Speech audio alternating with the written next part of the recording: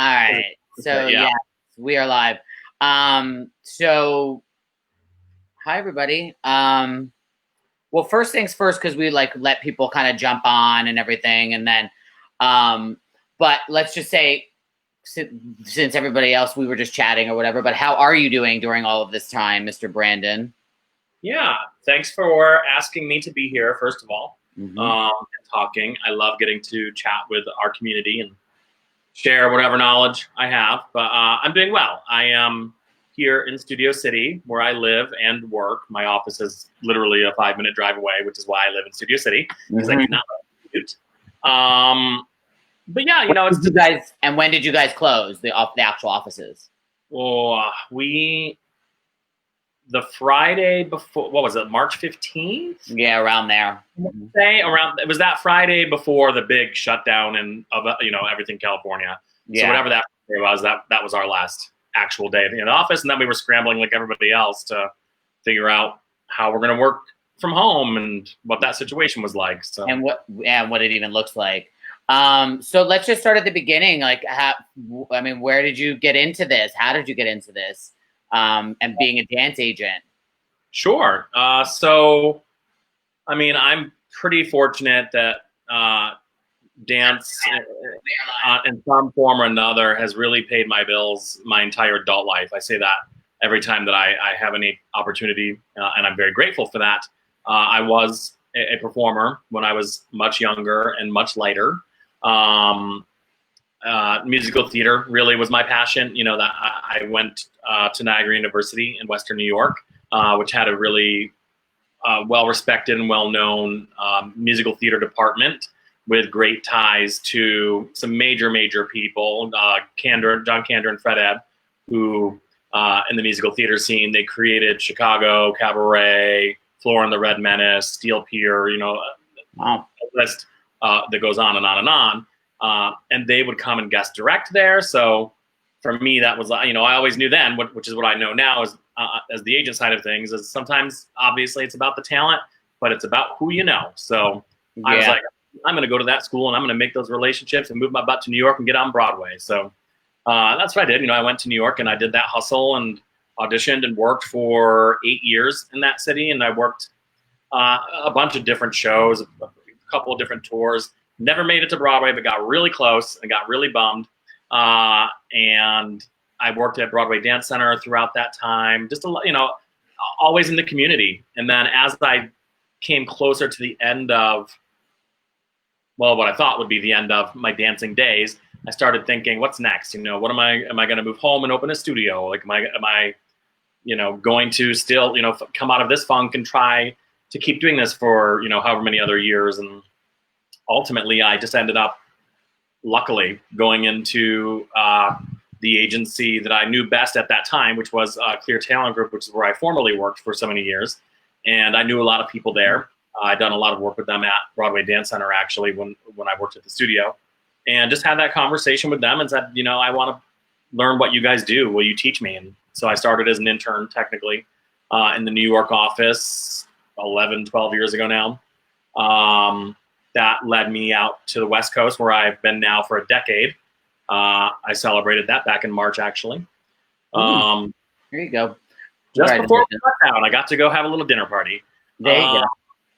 So yeah, that was that, and then they gave me the opportunity to come out here, and it was entry level. So I worked my way up from intern in New York to, entry level assistant in Los Angeles, and learned the ropes and learned the network out here, and eventually applied, all of my industry knowledge from my working career and the contacts that I had, combined with what I was learning here in Los Angeles, and that helped me become an agent and then co-director and then director of that team for 7 years, I think, before I left there as the director. And then recently, back in November, I ended up moving over to McDonald Selznick Associates, MSA, which was a fantastic opportunity. Just a company that I've known and respected for many years. We're a big community, but we're also a really small community. You know that. So Yeah. we know everybody. We talk to everybody. I've known their ownership for years.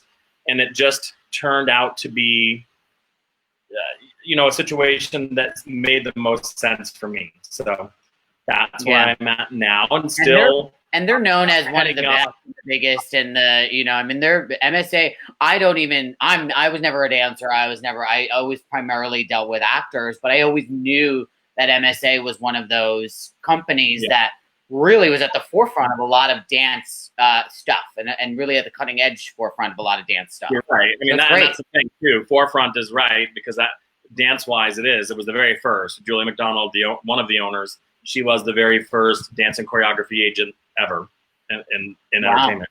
Yeah. So you had mentioned something real quick, and then I want to get into like kind of what it is to be a dance agent. But you'd mentioned something real quick because you said you didn't know how much longer you would have in or dancing or being a performer in Broadway or whatever. And it's interesting, Michelle Williams talking about after she did Fosse Verdon, talking about Gwen Verdon, she talked about she said this statement, which I thought was interesting. And she said, a dancer dies 2 deaths. One, when you actually know that you can't really dance or have a career in dance anymore, and then your ultimate death. What is that like, one, as a performer, and then 2, now being an agent and maybe having to say, well, look, there is sort of a window, or there's a time that some dancers are put out to pasture. What is that like? Ugh. I mean, I'm going Oprah. It's a tough realization for sure. But I mean, the thing is, too, we're our own worst critics always. At least I've always believed that, and it is tough to, something that you've worked on, which most of us have most of our lives. When you're training for all those years towards whatever the goal is, if it's company, if it's Broadway, if it's commercial, whatever out here in LA, you're putting in a lot of hours, a lot of your time, a lot of money, a lot of your resources, a lot of your heart and your brain. So it is hard to walk away, but it's also one of those jobs where, I represent people I have for years, from the ages of 5 to literally 90. Like, there are job opportunities for any age group. The bulk of it, of course, is that like 18 to like 36 range. But it's not like, once you hit 30, everything's over. There's still opportunities for jobs, and it's different for everybody. It's different. It really varies based on, their interests, for one, what they want to do, what type of work they want to do, and, how realistic they are. I have clients that are still working quite a bit that are my age, that I used to dance with, that are still out there, grinding away and booking great jobs. But there has to be, a little bit of realism to that too. Do they think they're going to go and book, a high school musical type number or a Disney TV show? Probably not. Right. And it's some kind of like varsity or some kind of comedy that, that's not realistic. Or the hot young, like 20-something female artist probably doesn't want, dancers on there that look like they could be like their older brother or older sister. So it's all perspective. So, it was tough, and I think that's a great quote. I think it's real. But having that passion, the passion never dies. That's the one thing that does maintain forever. That's why I do this, because this career keeps me tied to the thing that I love the most, which is that performance and just that in general. Keeps you young. And passion transcends, like, no matter what you want to do. I don't care what you want to do. I don't care if you want to work at Target for the rest of your life. If you have passion to do it and get up every day, you're going to do it, and no matter what you do. And I think that's a great, such a great word is passion. And we use dedication all the time. It's like, you have to be dedicated to it. Otherwise there's 100 other people that are right behind you that are dedicated and they're going to surpass you. Every day. I tell people all the time, I'm like, there are thousands of people in this city trying to do what you want, and thousands more unpacking tomorrow. That's just the reality of it. So you have to. So what does a dance? So what does a dance agent do? What does it look like for you for a typical day? Like, what are you seeking out? Music, live shows? What is it? What are you looking at? Well, I think the beautiful thing about dance is, well, one, it's been fairly and still pretty strongly popular the last decade or so because of the success of shows like Dancing with the Stars and So You Think You Can Dance and a lot of the reality Yeah. TV that's not really the wheelhouse of, you know, the entertainment world, so to speak, from what we work in day to day, although we've had many great clients perform on those shows and come from those shows. But what those shows have done is they've brought such an awareness and appreciation to what we do across not just the country, but the world. So it's made dance pretty relevant in the entertainment spectrum. And it goes across all platforms. You know, they hire dancers for music videos, for commercials, for TV shows, for, you know, feature films, for all the streaming TV shows we watch, all the Netflixes and Hulus and everything. Social media obviously has played a huge part with the Instagrams and now TikTok and all. TikTok, you know, like it. For me, the interesting thing about that, you know, working at companies where I have, where, you know, the agencies are full service talent agencies, right? So they have these separate divisions that work with commercial actors and film and TV actors and, you know, you name it, little kid actors, and all of those departments, you know, their day to day is not to like make their days sound boring, because they're not, because they love what they do too, obviously. But it's, you know, mostly comprised of them looking at breakdowns, looking at the main casting sites and going through these job opportunities that are posted and going through each one and reading all the roles and seeing who from their roster fits these roles and clicking and submitting those people and waiting for casting to get back to them. And that's a part of what we do every day. But because we work in so many different spectrums, it's more than just us getting on those casting sites and looking for job. People call us. People know that we're a resource and I'm a resource, and they'll pick up the phone and call me and say, hey, I'm working on this TV. I got a call yesterday or a text yesterday afternoon from Jerry Slaughter, who's one of the creatives on The Voice, saying, hey, I'm gonna hit you up in a little bit. Like, we're gonna direct book a few people for an upcoming episode of The Voice. So that happens. So, you know, my job is never the same. And because of the type, because it works in so many different areas, I'm not just working on the same things. I'm not just working on commercials every single day. Right. Every day is something different. I could be working on a commercial and a TikTok post and an episode of The Voice today, and tomorrow Madonna could decide that she's going to go back on tour, and, you know, Beyonce is going to do Coachella or something, and like every single day it's different. So that's the exciting thing for me. Yeah. What does that look like within now in the age of social media? Because that has obviously changed a lot of stuff. So like you mentioned the TikTok, which I have to say, just a disclaimer, a friend of mine who's my age, I'm in my 40s, she was loving it. And so I was like, all right, let me get on it. I spent 4 hours going down a rabbit hole of TikTok, and then the next day I deleted it. I said I couldn't do it anymore because I don't need it. Like, the kids love it. They you know, it's just fun for them. And I know that there's like a lot of stuff happening on Instagram, on TikTok, on bookings and things like that. So what does that look like now as opposed to when you first started with the age of social media? I mean, it's definitely infiltrated the industry.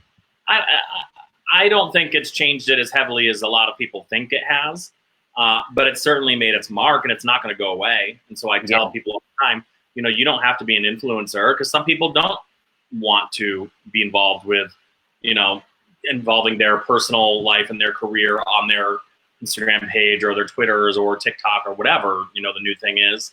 And that's fine. I tell people all the time, you don't have to be that person. You need to be aware still. You need to make sure the content you're putting out there is not offensive or damaging, because what those pages have become, regardless of what your actual goal in using them is your digital resume. You know, photographers and producers and directors and casting directors, when we're sending these submissions, they're going and looking at that regardless of you know, your follower level and if you're an influencer category or not. They're still going to go and look at your page because they want to know who you are now. So it definitely has changed. And, you know, I've seen people certainly get jobs because of their following. I've seen people lose jobs because of stupid things they've put on their pages. So, yeah, that's important too, is knowing your brand and don't be an idiot out there. Like making sure you're not putting stuff that's going to come back and bite you in the ass. Yeah, exactly. And it's mostly common sense stuff. But, you know, then again, you're dealing with the same thing. You're dealing with youth and people wanting to express themselves, and these, you know, whatever it is, like I said, Instagram, Twitter, TikTok, whatever, they're outlets for people, and I get that, but you still have to remember people that are hiring you are looking at that. So Yeah. Yeah. What is it like? What would a typical audition for you look like? for the agency, Yeah, somebody's to audition for you. What does that look like? so we audition typically twice a year. Usually you try and hit like the summer and then the winter. Summer, because that's when kids are out of school typically. So we'll see a larger age range at that time. And then in the winter, it's usually just adults because it's harder to, worry about who's in school and who's not during that time frame. And when we do, we're closely looking at what's happening in the market, right? Like people always ask what you're looking for. That's a question when we do have our open calls. And obviously I'm looking for talented dancers, but sometimes being the best dancer that day, and this doesn't just go for an audition for an agency, this goes for work too. Sometimes being the best dancer doesn't mean you're going to get selected. It is a very obviously difficult industry, but as you know, but it's also trends. It's very trendy, and things that happen in the entertainment world are not dictated by me. We're reactionary. We're looking at what's happening out there, and that dictates to me what my roster should look like. So, you see from time to a good example that I always use is it was just a few years ago when, you saw a lot of female artists, most of them like from our time when we were young and that high school, college age, but these chicks are still kicking it and still killing it and still going on tour, and they're all awesome. And a handful of them all were going on tour or doing like a Vegas sit down all at the same time. And they all wanted the same type, that like big, muscular, looks good with their shirt off, male dancer, might not be the best dancer in the world, but they can pick up a Mariah Carey and like carry her across the stage from one point to the next. And they were all hiring those types. And so every agency in LA was losing that type. And so you have to do that. And I remember we threw a last minute audition looking for just strong hip hop guys with good bodies because they were all gone. They were all hired, not just from my agency, from all of them. So you're looking at that, right? You have to see what's working. One, so you can fill the holes on your roster, but two, because I'm the type of person, I always believe in quality over quantity. I'm not just going to sign people, even if I like you and think you're the best person in the world. If you happen to be the same type as 5 other people on my roster, and that's just not working at the moment, it doesn't do you any justice or any service from me. It's a disservice for me to bring you into my roster behind 5 other people that I can't get that out. Already are working, or you've already established, or whatever. Yeah. So, I always encourage people to say, hey, just get back out there. And, I've had people audition for me, gosh, probably 5 or 6 times sometimes before we actually had a chance to take them. Okay. So I always go back. It's never. That's that determination, though. That's that determination. Yeah. And I tell people in the room, because I hate to, one, I don't type. Some agencies type. I know what theirs. I don't do that. I don't think it's fair. We might know exactly what we're looking for sometimes, but that doesn't mean I still might not be surprised by somebody. So I will always give somebody an opportunity to dance, but I'm not going to waste their time either. So, we'll do little things like we'll do an across the floor. We'll whether it's jazz, hip hop, whatever it is, we come up with ways of showing people or having people show us what they do before we decide who can stay for another full combo and then perform. So everybody gets a chance to move. Yeah. And I have had people surprise me, honestly, where I've said, probably not your day today, but I've kept people and said, okay, we want to see you actually learn choreo and dance. So yeah. How much is it about like the personality and the facial expressions and the emotions and everything that they're doing, as opposed to technique and not opposed to, but in addition to their technique and their lines and everything else that you're looking at within their dance? Yeah, I mean, it depends on the age, I suppose, but you can certainly sell me on performance anytime, because that's what people are looking for. People are looking for performers. If you're not the greatest dancer in the world, but I mean, obviously you have to be able to count to 8 and have some rhythm and everything. But if you're not maybe the strongest person in the room on any given audition day, it doesn't mean that you might not still get that job, because personality sells, performance sells, relationships sell. Like in an audition room, if somebody might know that choreographer, and people on my side of the table, we're looking at the performer in front of us saying, sure, maybe they're not as strong as, you know, this other person we've seen today or whoever else today, but they have a great attitude. They, you know, they're selling this to us. They have a great look. And then it comes down to, do I believe that if they had a week to learn this, they could still do it the same as that other person? Yeah. And if you tell me on that, then you can, you know, then you're probably going to get an opportunity still, because that's how a lot of this works, right? A lot of camps too, when they're looking at people, they do the same thing when they're hiring people for a job. If they think that you can come up to the level of their expectation throughout their rehearsal process, whatever that is or how long that is, you can still get that job.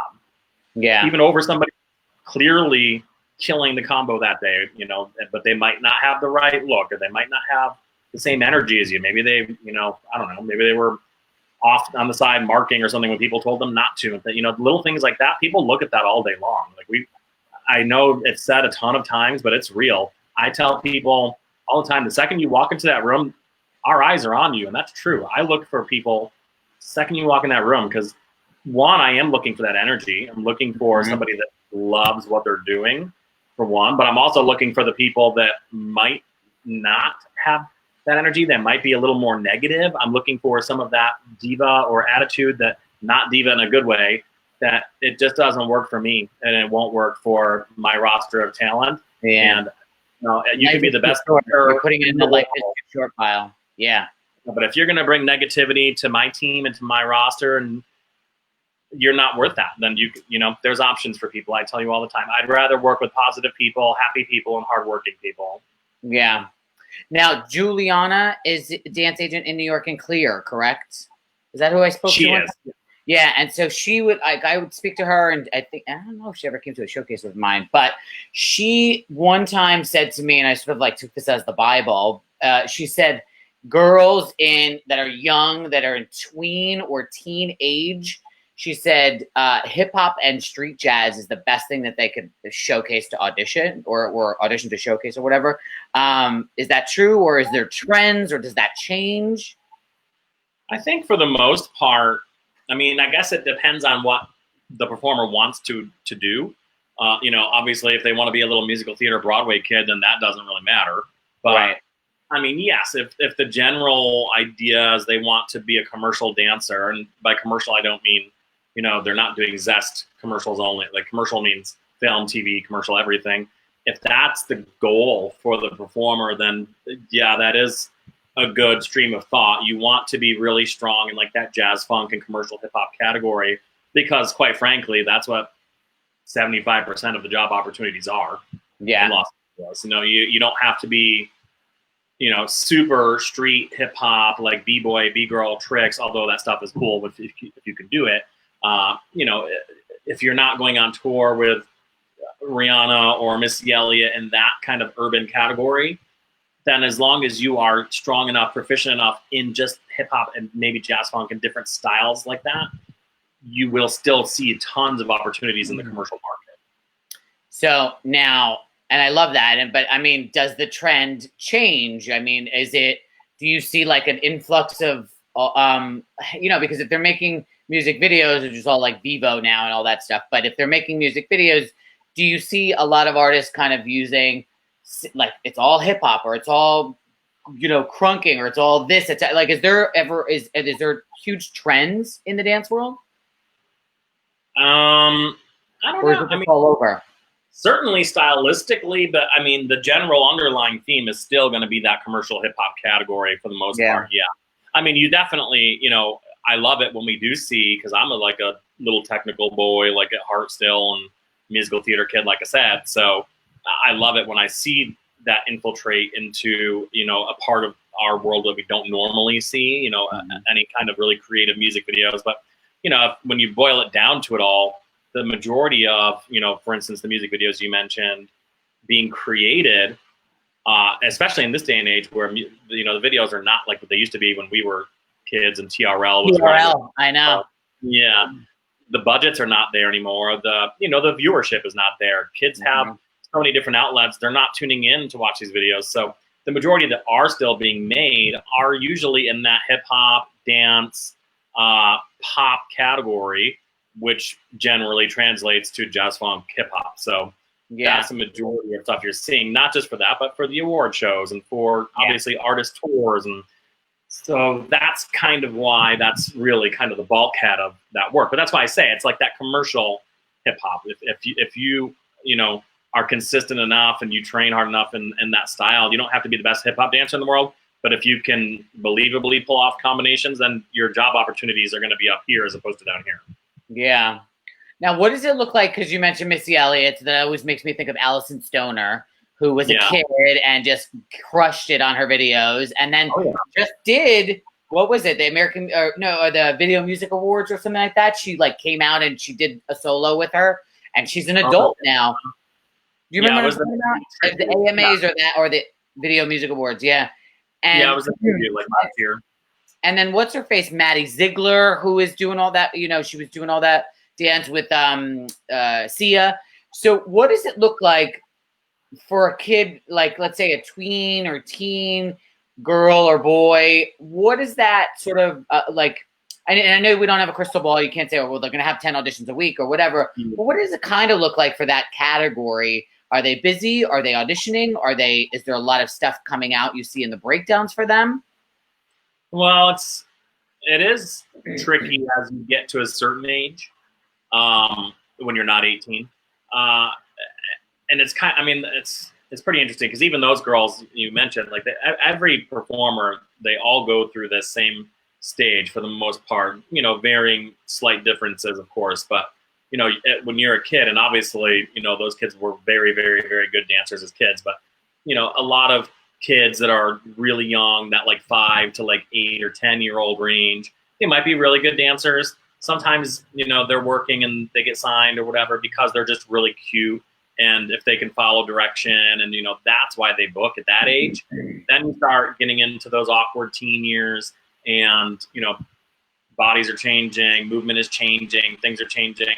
So sometimes that learning period kind of halts, I think, I guess some of the level of production that some of the kids would want at that time, kind of also mixed with, and here's the thing that they just can't control, the fact that as you start becoming, that like mid-teenage range, that like 14 to 17-year-old, it becomes increasingly difficult to see the same amount of opportunities for most jobs because you're in that in-between range. Like you're not that cute little 8-year-old anymore who doesn't really have to dance and can just bobble their head and book a job. Now you really have to dance because they're looking for real teenage dancers. But then from the labor perspective of it, they want these high school dancers for Nickelodeon and Disney and these back-to-school commercials and everything else. But they don't want to deal with the paperwork and having mom and dad on set, chaperone, and the shortened work hours and the tutor on set. So what they do is instead of hiring that 14 to 17-year-old, they hire the 18-year-old who's legal and has none of those needs, that looks like they're still young, and then they get that job, and now you're stuck in that weird purgatory for 3 years of, what do? I don't fit this category, and I don't fit that category, so. Yeah, and it's similar in acting as well. They always were going to want somebody 18 to play younger. I mean, look at Pretty Little Liars. All of them were in their mid-20s, and they were playing 16. The same thing with 90210 when we were growing up, Oh, yeah. Oh, I loved 90210. Oh, my God. I know.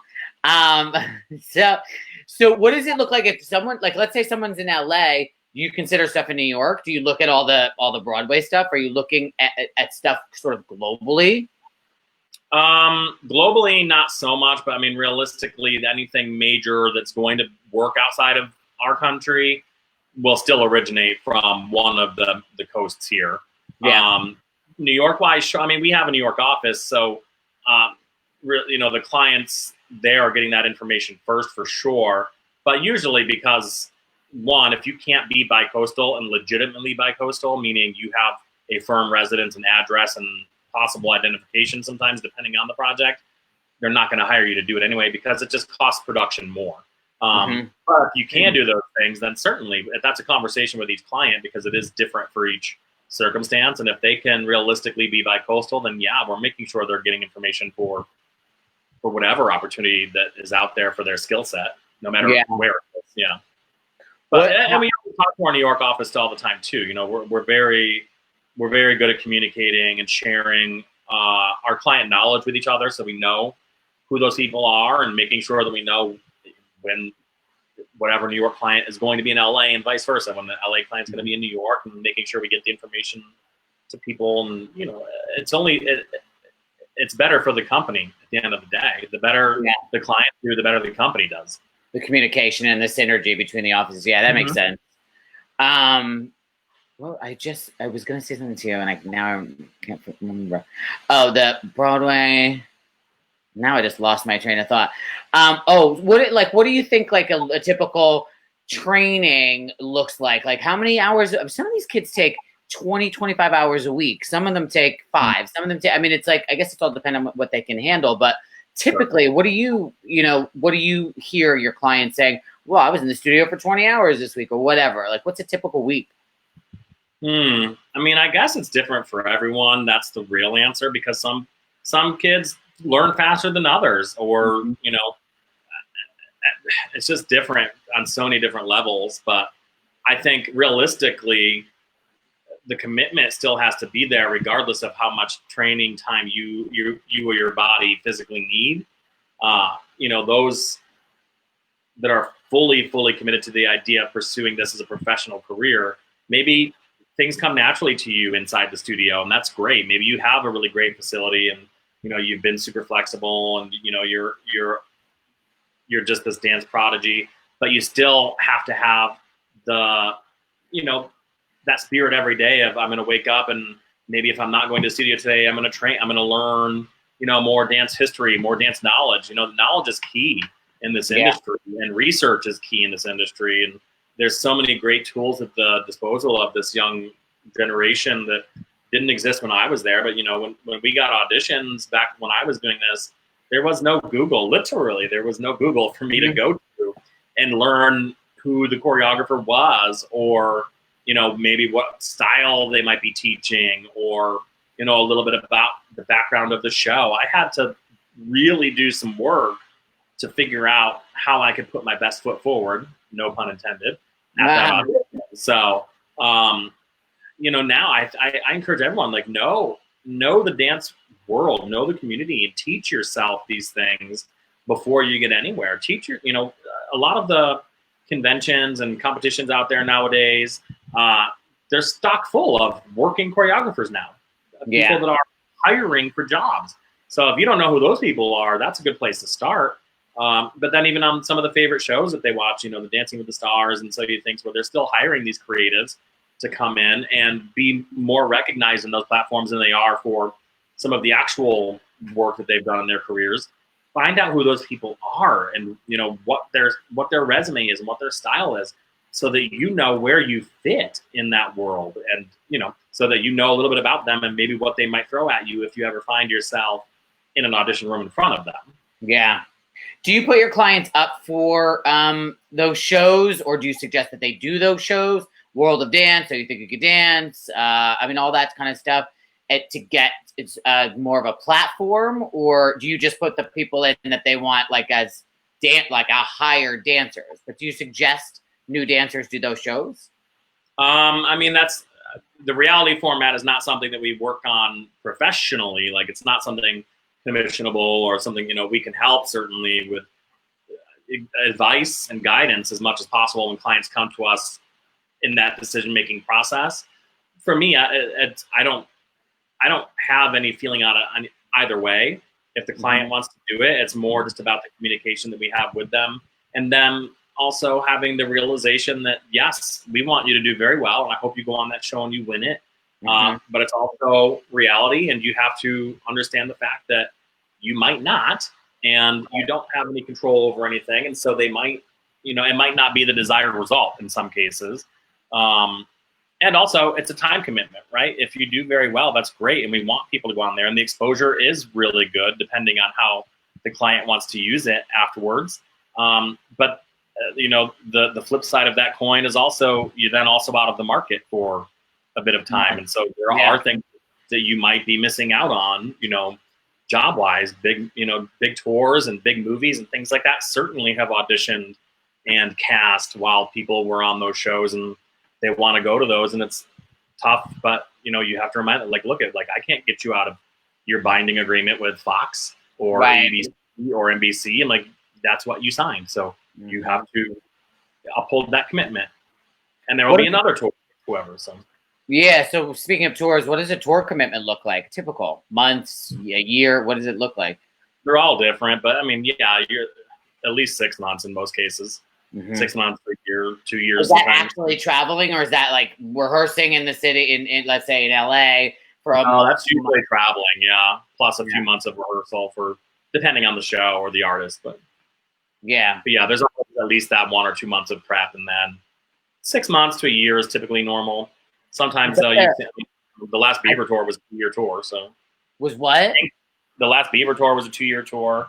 Oh, Pink wow. was pretty much on the road for 2 years on her last tour. Wow. What does that look like? I mean, the difference between, because everybody, I think you mentioned it earlier, everybody's doing the Vegas residency. So is it, I mean, you don't have to say obviously specific costs or whatever, but is it more money to go on tour for 2 years, or is it more money to go in and have a dancer go and be in the show in Vegas for however many months or years? I mean, because some of these, they do them for a long time too. They do, but they're not as consistent as when you're on one of those like year-long tours, you're gone for a year. Like you're out of the picture. You might have a couple little 2-week breaks here and there, but you're gone. You're working, and even if you're not performing, you're under contract with that artist, and so there are rehearsals. There are other little pop-up commitments that they have. The Good Morning Americas and the award shows and the late night shows. Mm-hmm. And you're out there and work. I mean, it's great because it's consistent, which is hard to find in this industry, and it's work. It's real work. The Vegas show, I really like the Vegas shows quite a bit, but it's a whole lot different than a tour. But it goes back to, there's always that grass is always greener complex, right? The dancer that's here in Los Angeles and booking all the film and TV and commercial stuff says, yeah, that's great, but I really want to go on tour with Taylor Swift, or I really want to go on this major artist tour, whatever it is. Then they book that tour, and they've been on tour, on the road for 6-7 months now, and they say, oh, this has been really great, and I've been loving being on tour with Taylor Swift, but God, I wish I was home, and I was, doing the VMAs or working on whatever TV show and auditioning for commercials and training with my acting coach. And it's that grass is always greener thing. And so the thing I like about those Vegas shows is the contract length can be as long. It can be a 2-year commitment, but they only go on, most of those shows. I don't know which ones you might have been to, but they only go on for a few weeks at a time. So they might be there for 3 weeks to a month after all the rehearsal process is over.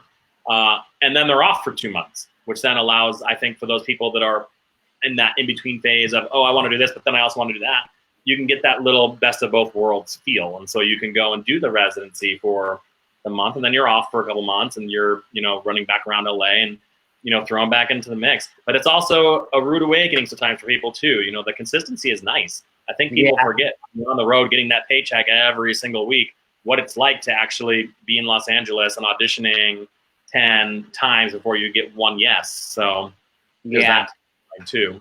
Do the auditions are they pretty much all similar as far as like, do they bring them in a group and then they kind of whittle it down and then they're like, you guys can stay? And then, I mean, are they all pretty much the same, or do they sometimes get one-on-ones with a choreographer? I mean, how does it look? You're probably not going to get a one-on-one with any choreographer, but I mean, yeah, for the most part, it's still pretty much that same process of coming in, and they make their cuts based on whatever the needs of the job are until they get down to what they feel is best in their creative interest. And then it's that, don't call us, we'll call you. And they do whatever they do and call us and say, here's people we want to hire. Yeah. But I mean, yeah. We're in the room too sometimes where they're like, you guys can go, or you can, you stay. Like it's still that kind of scenario. Yeah, those certainly make cuts at these auditions for sure. Yeah. I mean, I like it more so when we have a pretty good idea of what they're looking for. When we send out audition information, we're sending everything that we've been told already, that we know from the groups. But I appreciate it much more when, whoever it is that's hiring is just very thorough in what they are looking for. Mm-hmm. And they don't want to waste people's time, and I don't either. So if you know that you're looking for specific heights or specific types or looks or whatever, I much prefer when they tell us that before instead of saying, "Oh, just send everyone and then we'll figure it out." Like, don't do that. Like, just do that, because then otherwise it's that long day of cuts and cuts and cuts. I'm like, well, if you knew you weren't looking for that, then why'd you send them like to the right? Yeah, and it's quicker. Yeah. Well, my friend Brandon, we're almost done. Is there any sort of like last minute words of encouragement, wisdom, advice, something that you want to tell some of these young babies out there? Yeah, I think right now we're living in such a very challenging and interesting time for people, and obviously I always promote the positivity and staying, happy and productive. And listen, that doesn't mean you have to wake up. I'm an extreme type A Virgo, so I have my schedule and my routine, and that's gotten me through everything, but that's not for everybody. And sometimes part of that routine for me is not my schedule. Sometimes that's just sitting on my couch and not doing anything for an hour, because if that's what you need, that's what you need, right? But this is the time I've been telling all of my clients and friends and whoever else, like inside and outside of the industry, this is the time to challenge yourself, to learn something new, to do something new, especially in the performance world. One of the great things that we've been seeing are all these classes online, some of them free, some of them not, and that either one is fine. But take the time to challenge yourself with something that maybe you wouldn't normally take, because if you're not going to do it in the comfort of your own home and your living room where really nobody else can see you, then when are you going to do it? And so if there's a skill that you've been lacking, or a class that you've been afraid of going down in flames in, or whatever, who cares? Have fun. Dance is fun. Performance is fun. And, it's such a great, great, great industry that's given me so much that it's, like I said, from the top of this, it's nice to give back and have these conversations. And as long as you're having fun with this, you're doing the right thing. Yeah. Well, I think that's great. I just actually want to ask one last question, and then we can wrap it up. But when do you think, like a lot of these kids are in dances, they're 3 years old, they're doing recitals, they're doing these competitions. When do they say, well, maybe it's time to go audition for an agency? Maybe it's like, when is that? When do you think? Is it just a confidence thing? Like, maybe I've been doing pretty good. We've been winning awards at this competition. Maybe it's time to go on one of these calls for the agency and see if I can get an agent. What does that look like? When is that time, do you think? I would say, realistically, most places have age restrictions. Like the youngest that we'll do is 5. And I think that's pretty much across the board for most, but don't quote me on that. I can't speak for other places, but 5 years old, it's around that maturity level. And if it's something that the kid wants to do, and it should be something the kid wants to do, not just the parent, because you trust me, I can see that with that 5 to 8-year-old category really quick. But if it's something they want to do, then why not? Give them the chance. Anybody should go to one of those open calls that thinks, even if you think you have just the slightest little twinge of, I want to know what that world's like, then go. If anything, the audition is going to be, it's a free class for one. Yeah. It's a really great learning experience, because you really will find out a lot about yourself and your ability and just where you're at in your whole training and performance life in general. But it's a fun opportunity. Auditions should not be scary for anybody. I never have understood that. I was never scared, and that's weird probably for most people, but for me, it was always an opportunity to go in and do what I love. And if you don't love what I offer that day, that's okay with me, because somebody else is going to like it. So, right. I think that's great. I think that's great advice. And I think we can end there. Thank you so much for doing this and bringing the knowledge to the children. Yeah. Thanks for having me. It's good to see you. I hope that weather changes for you a little bit. Well, I just really don't want the snow. Like that part, when I heard that, I was like, it's been raining, so I'm fine with that. And there's a lot of Jersey people on here too, and New York people, because we've got the studio out there. So I just can't, I can't fathom in May getting snow. I'm from the East Coast. I'm from Corning, New York, man, and I lived in Manhattan for 8 years. But when I left that weather, I left that weather. I do not visit the East Coast during any of that time. Like, I will go right at the perfect time of fall. And then you won't see me again until spring. But yeah. That's it. Well, it's definitely good to see you. As soon as all this is over, we will get together. Thank you, Brandon. Welcome. Bye. Out. I hear I